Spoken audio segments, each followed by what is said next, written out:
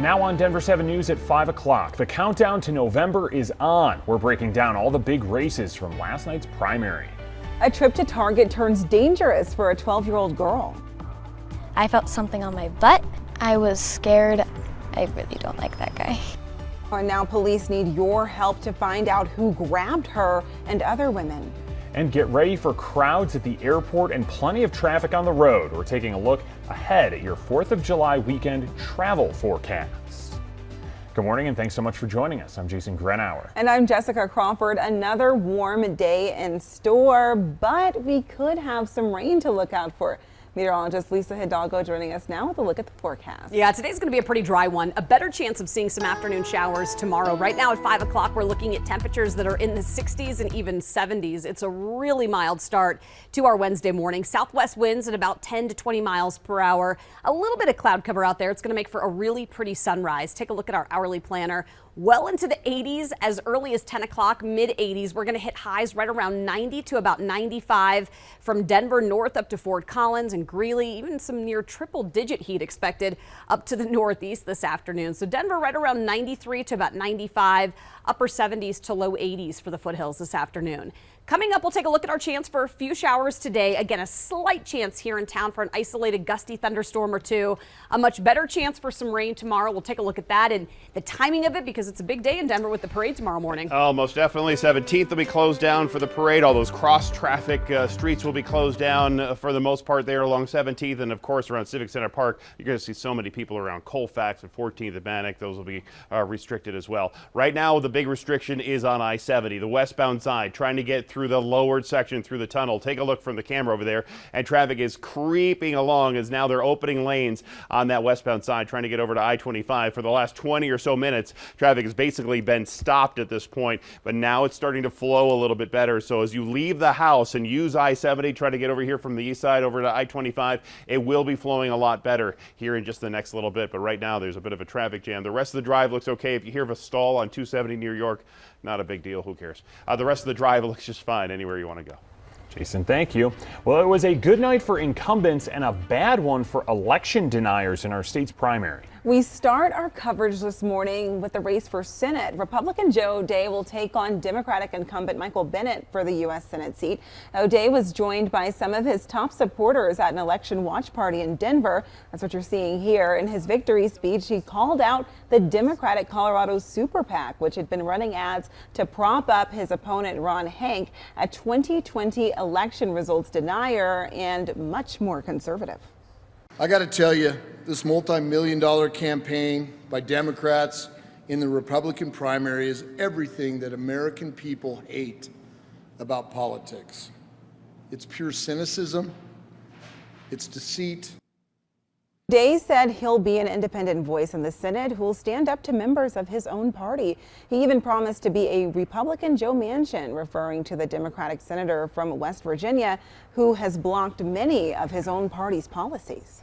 Republican Heidi Ganahl will take on Democratic incumbent Governor Jared Polis in November. Ganahl beat Greg Lopez and out-fundraised him significantly during the campaign. She raised about $145,000 and has about $48,000 of that left. Ganahl says she's now ready for November. And our kids are not okay right now in Colorado thanks to Jared Polis and Democrats.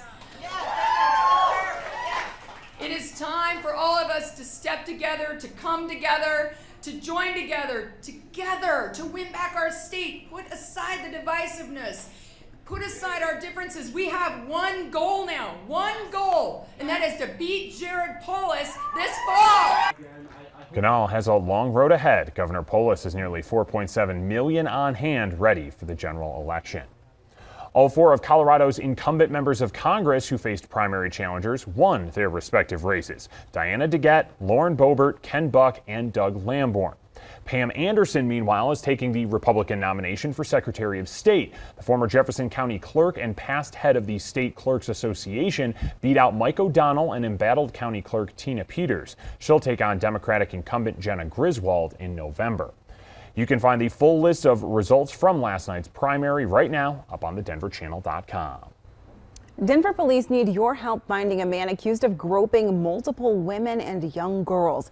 Denver 7's Veronica Acosta joins us live now. And Veronica, all of these incidents happened at one shopping center. They did, and it was a really terrifying moment, not only for that 12-year-old girl, but for at least 2 other people as well, after a man was accused of groping them inside of that shopping center, and specifically a store at that shopping center. So this morning, we're choosing not to identify that 12-year-old victim. She went to a Target that's at the Tamarack shopping center. She said she went with a friend, and she felt something touch her from behind. Police say they ended up taking a look at the surveillance video, and they've identified this man on your screen as the suspect here. And take a really good look at him, because police want you to see this photo. They want you to help them identify whoever this might be. Officers told Denver 7 this 12-year-old girl wasn't the only person this man touched. They say there were at least those 2 other victims in that same day. Now listen to what that young victim told us about that scary moment. I was scared. I was in shock. I was just on the verge of tears. I really don't like that guy. And this morning, police say that suspect is wanted for several charges of unlawful sexual conduct. If you or someone you know might know this person in that photo we showed you earlier, police say they want you to get a hold of them as soon as possible. In Denver, I'm Veronica Acosta, Denver 7. Veronica, thank you. Adams 14 School District filed a lawsuit against the State Board of Education for removing its accreditation. The complaint accuses the board of abusing its power. I mean, they're even bringing in school districts that they have no jurisdiction over in our case. They're not parties to our case in front of the State Board of Education. And so I think that when a judge takes a look at this, a judge is going to say, what in the world are you doing? The decision to remove the district's accreditation followed years of poor academic performance and lower than average graduation rates. In a statement to Denver 7, the Board of Education said it does not comment on pending litigation. We're approaching another holiday weekend, and once again, hundreds of thousands of Coloradans will hit the road or pack into planes for this 4th of July. Denver 7's Colette Bordelon is live. And Colette, high gas prices and airline ticket prices aren't keeping people home. There's not a whole lot that could keep Coloradans from getting outside and enjoying this long summer weekend ahead of us. And if you ask AAA Colorado, it's actually going to be the 2nd busiest travel weekend for 4th of July since the year 2000. The only year that beats it is 2019. And most Coloradans, they're choosing to drive despite those high gas prices. More than 780,000 Coloradans will be traveling in some way, with road trips leading that charge, even when the average gas price in Colorado is just under $5 a gallon. That's 45% more expensive than gas was a year ago in Colorado. But choosing to drive does give people a flexibility they can use to try and save a little bit of money. Folks, though, are hitting the roads in record numbers. They do see their cars as a cost control mechanism. And by that, I mean they can decide where they go. They can decide where they pull in to stop. They can decide which restaurants they're going to go to. And as a function of that, even though gas is more expensive, it does allow Coloradans and Americans who are traveling to decide how they save. If you are driving, the busiest times, those are going to be tomorrow afternoon and Friday afternoon. That's because you're going to have to deal with all those regular commuters who are getting off of work and such. The best days to be traveling, though, those would be Sunday and Monday. And Jason, even though driving and cars, road trips, those are hitting a record high this year, flying, that's actually down 10% since 2019. One of the reasons you don't have to worry about dealing with delays and cancellations if you drive. Yeah, that's exactly right. And flying has been super expensive. I just talked to somebody who was driving to Omaha because it was too expensive to fly to Omaha, so they drove instead. This is the drive on I-70 up there at the Evergreen Parkway area, and you can see the construction remains right now, the paving, the last of it, on some of these lanes on the east and westbound sides. We have some delays up there, unfortunately, if you're making your way to or from the high country. It is just about 5:10, and we're in for some pretty warm weather this morning. 60s and 70s as you step out the door. Take a look at your camping forecast for this weekend. Again, it's going to be busy. We'll have a closer look at this, what to expect statewide, but 60s and storms likely in the mountains on Saturday, and then a few more storms and 70s on Sunday. Well, the battle for Spirit Airlines is heating up once again. The new offer JetBlue is putting in to compete with Denver-based Frontier.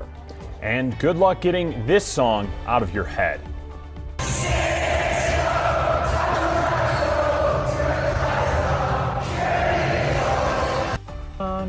Yeah, Blink-182's lead singer is talking about the tune bringing as fans together and if we'll see him at the parade tomorrow.